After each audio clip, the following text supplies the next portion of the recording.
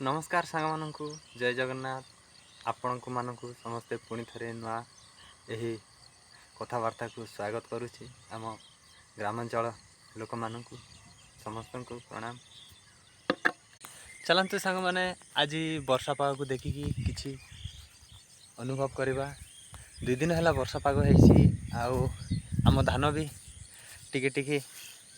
जो बिहन को बुणीचे चारा करें से चारा एपटे लगाई चारा चारा है पड़े किछि दिन गला पर वर्षा जदि प्रबल हे धान चारा जदि ता हिसाब रे आसीज जमीक 5-6 इंच आसीज धान 7-8 इंच हेले आमे लगेदेवा से हिसाब रे आमे चली आज दुनिया रे तो सबू खच मिच चली कि सत भी कही होनी किसी भल मंद भी कही होनी। आपण दुख आ मो दुख जनइले भी किए शुणिबार ना शुणवे भी ना कहीं आजिकल पैसा को देखुं मनीष को नुहे मो भाई पैसा थिले सबु किछि मु आज ए सब काम करि थांती कि से भावुची नहीं मो भाई पैसा केबे मैटर करेनी मनीषर जिते बेले विपद आसीज सेते बेले मरीजा आम खसी पड़ुली बापा जिते बेले पैसा जीवन अच्छी सेते दिन पर्यंत मन को शांति रखी आखि आगे मृत्यु को देखी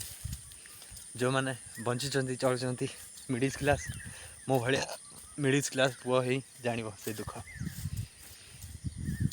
नहीं भाई मो पाखे धन संपत्ति आउ कोटी कोटी टंकार जिनस